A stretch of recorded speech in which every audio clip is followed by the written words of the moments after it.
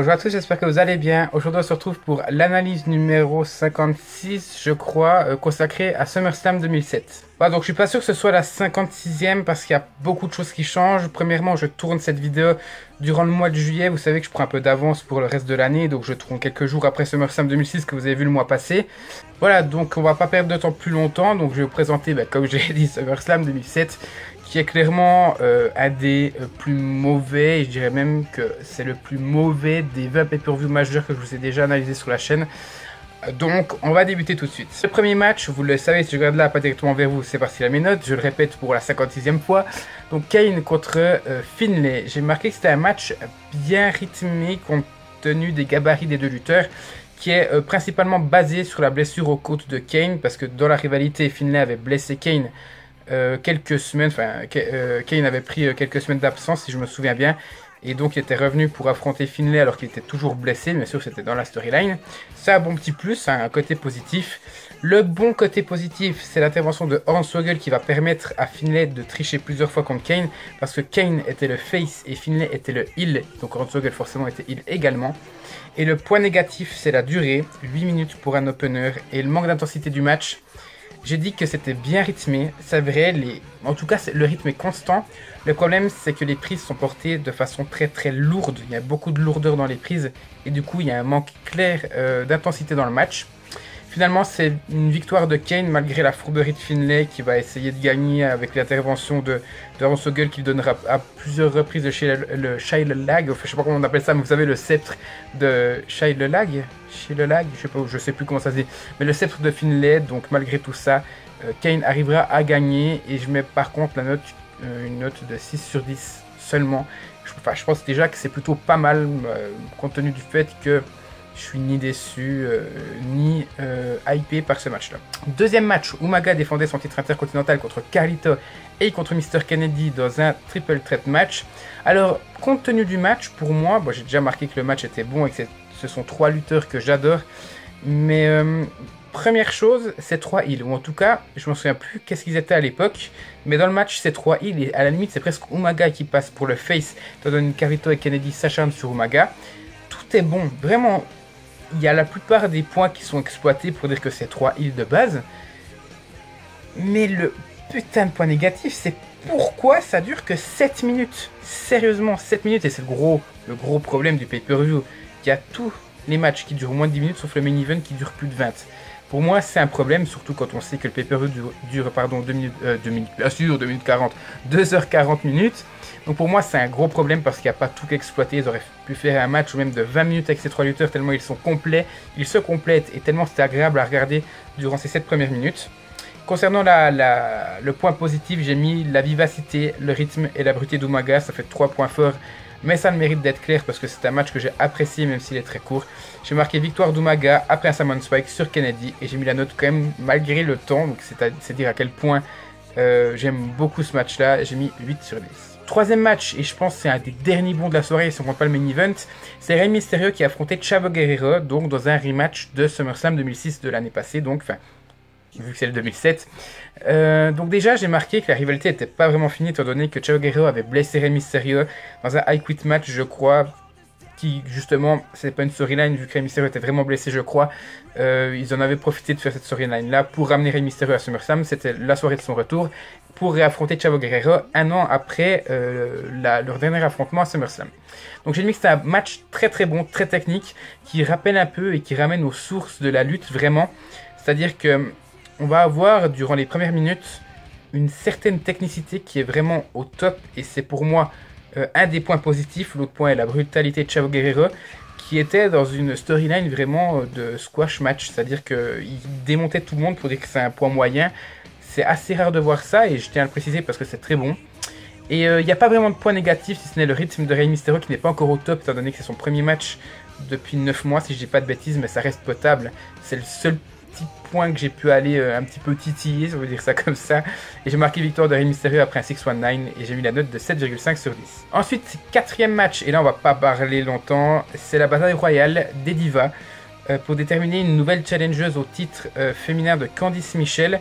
Donc elles étaient plusieurs à se battre, Beth Phoenix, Mickie James, Kelly, Tori Wilson, Jillian Hall, Melina, Non, pas Maryse, il y avait Brooke, il y avait Leila, enfin bref. Il y en avait, et il y avait Beth Phoenix, celle qui a remporté le match là. De toute façon, je le savais étant donné que je vous ai fait les prochains pay-per-view où on voit Beth Phoenix qui remporte le titre. Cody Michel, je crois, va conserver une ou deux fois et Beth Phoenix va reprendre le titre après. Beth Phoenix qui était nouvelle, je crois à ce moment-là, elle avait déjà fait un retour. Elle s'était directement blessée par rapport à ses débuts, pas à son retour. Elle s'était directement blessée à ses débuts et elle faisait vraiment ses vrais débuts à ce moment-là. Donc j'ai mis, je peux pas vraiment noter ce match-là, ça fait plaisir de revoir d'anciennes divas, dont Beth Phoenix qui est clairement au-dessus, qui manque cruellement au roster. Non pas vraiment qu'on n'ait pas de bonnes divas, de bonnes lutteuses plutôt aujourd'hui, de loin pas, mais je trouve que Beth Phoenix pourrait apporter un côté en plus. Le côté de Nia Jax un peu brutal, celle qui pourrait amener une certaine gimmick de domination. Je trouve qu'avec des Banks, Bayley, Lynch, Page, Beth Phoenix, ça ferait vraiment plaisir. Donc j'ai rien de plus à dire à ce match-là, il dure 6 minutes, Beth Phoenix gagne, je mets 5 sur 10, je peux pas mettre plus. Ensuite on a un concours de bière entre Matt Hardy et MVP, alors pourquoi j'en parle là? Parce que ça a été une rivalité assez longue entre les deux, une très bonne rivalité pour le titre des États-Unis où ils avaient même été champions par équipe ensemble durant leur rivalité en battant Deuce et Domino je crois. Et c'est pas la première fois qu'ils faisaient un challenge, il y avait eu un challenge box avec Evander Holyfield qui avait même été là dans un pay-per-view je crois, un concours de bouffe, il y a eu plein de choses. Un concours de bière qui n'a même pas débuté. Pourquoi? Parce que Stone Cold a été le remplaçant de Matt Hardy, vu que Evander Holyfield avait été le remplaçant de MVP quelques semaines auparavant. C'est juste pour marquer le retour de Stone Cold, le retour d'une soirée. Je savais pas. Je savais pas comme quoi. On peut être surpris quand même avec des pay-per-view merde. Non, vraiment, je savais pas. Et je tenais à le préciser là. Il y avait Stone Cold. C'était agréable. Je vais pas noter, c'est un segment. Mais ça m'a fait plaisir. Ensuite, John Morrison contre CM Punk. Donc John Morrison qui défendait son titre de la ICW. Alors, je sais plus à quel pay-per-view c'était. Je crois que c'était à Vengeance 2007. Je vous ai fait la review. C'est le plus mauvais pay-per-view que je vous ai fait. Enfin, que j'ai noté. Et il y avait déjà ce match-là, je crois, Morrison contre Punk. Et j'avais dit, il n'y a pas d'alchimie, en espérant que ce soit que pour cette fois-ci. Et alors, si je dis pas de bêtises, Vengeance, c'était 2 pay-per-view avant SummerSlam. Je regarde là parce qu'il y a mes DVD. Avant, il y avait The Great American Bash et juste avant, il y avait Vengeance. Et non, en fait, il n'y a pas d'alchimie entre ces deux-là, entre Morrison et Punk. C'est un beau match de merde qui dure pas longtemps. Pour moi, il n'y a pas de point positif. Il y a le point négatif, le temps, le finish, l'intensité, le rythme, tout quoi. Il n'y a pas grand chose et c'est con parce que Morrison et Punk sont de putains de lutteurs qui font vraiment plaisir à voir. Autant les deux ensemble sur un ring, ils sont pas compatibles. Pour moi, ils sont pas compatibles. Alors, est-ce que la coïncidence fait qu'on a 2 matchs de merde entre les deux et c'est les 2 seuls que j'ai vus? Est-ce qu'il y en a plus aussi? Je sais pas. Je sais même plus si j'avais fait sur The Great American Bash aussi, s'il y en avait eu un. Dans tous les cas, c'est mauvais. J'ai mis la note de 4,5 sur 10 et je vous rassure, c'est pas le match le plus mauvais de la soirée, même si je l'ai détesté. Un spot majeur quand même, le neckbreaker de Morrison sur Punk sur l'apron du ring. Le seul bon moment du match. Sinon, je me suis fait chier et victoire de Morrison après un contre. Alors je sais plus de quel prix c'était. Il y avait eu un contre. Morrison justement avait contré là. Il avait fait un petit paquet. Enfin, vous savez, il avait tenté un tombé à la what the fuck, à la va-vite. Et il s'était aidé des cordes avec les pieds pour faire le tombé. En plus, il a pas réussi à prendre appui sur les cordes. Donc, un finish de merde. Et en plus, un finish de merde qui est botché. Voilà. On en a vraiment, il faut s'accrocher parce que des matchs comme ça, vous allez voir la suite, c'est juste pas possible. Donc 4,5 sur 10 pour ce beau petit match de merde. Ensuite, King Booker affrontait le revenant après 9 mois à Triple H. Je vous ai fait la review sur New Year's Revolution 2007. C'était le premier pay-per-view où Triple H serait de retour après sa blessure contre Rated RKO. Donc j'ai mis match qui sert uniquement à mettre Triple H totalement over pour son retour. Donc je suis déçu. Pour moi, il n'y a pas de point positif, si ce n'est un peu de revoir Triple H. Et ça se voit qu'il est content d'être de retour. Sinon, les points négatifs, le rythme qui est mauvais à souhait, et principalement pas à cause de King Booker. Le temps, encore une fois, on en est à 7 minutes. Qu'est-ce que vous voulez que je dise sur 7 minutes de match alors que c'est un retour des plus grandes superstars de tous les temps?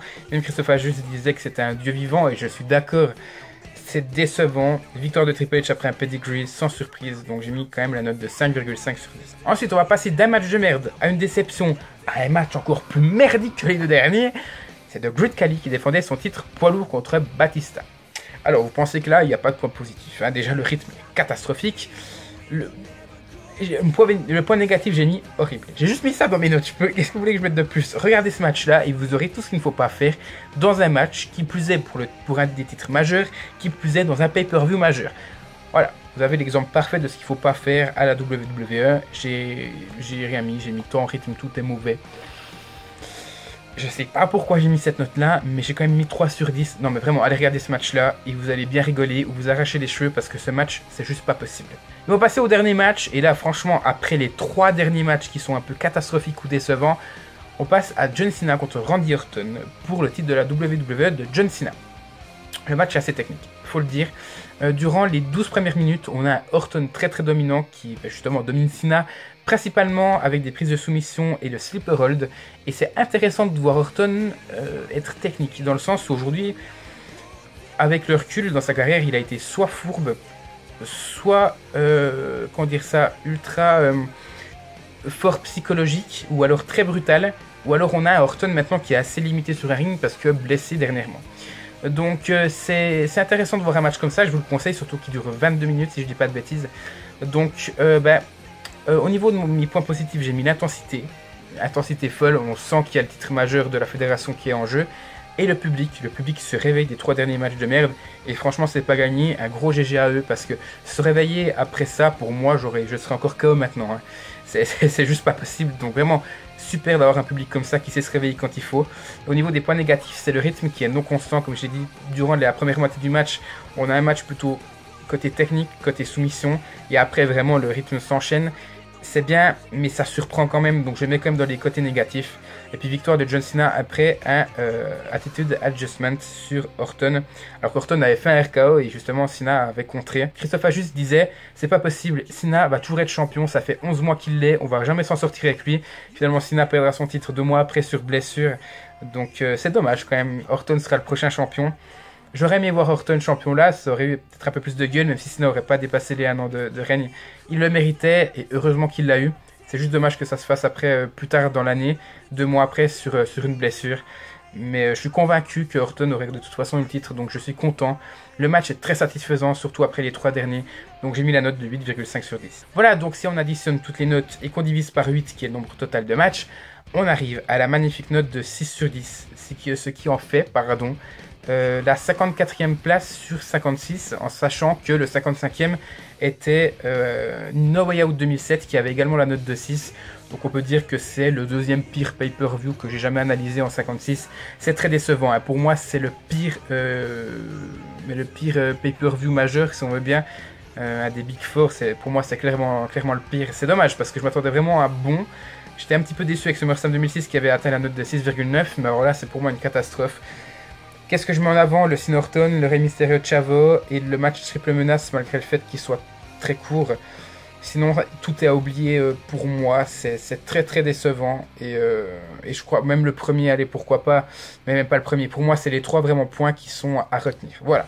N'hésitez pas à me dire ce que vous en pensez dans les commentaires, si vous êtes d'accord avec moi, me dire si vous avez visionné le show, si vous en avez des souvenirs, et si ce show-là vous fait envie après mon analyse. N'hésitez pas à lâcher un like si vous avez justement apprécié mes commentaires, à laisser un commentaire vous aussi, à partager cette vidéo sur les réseaux sociaux si le cœur vous en dit, et nous on se retrouve tout bientôt pour la suite de la chaîne.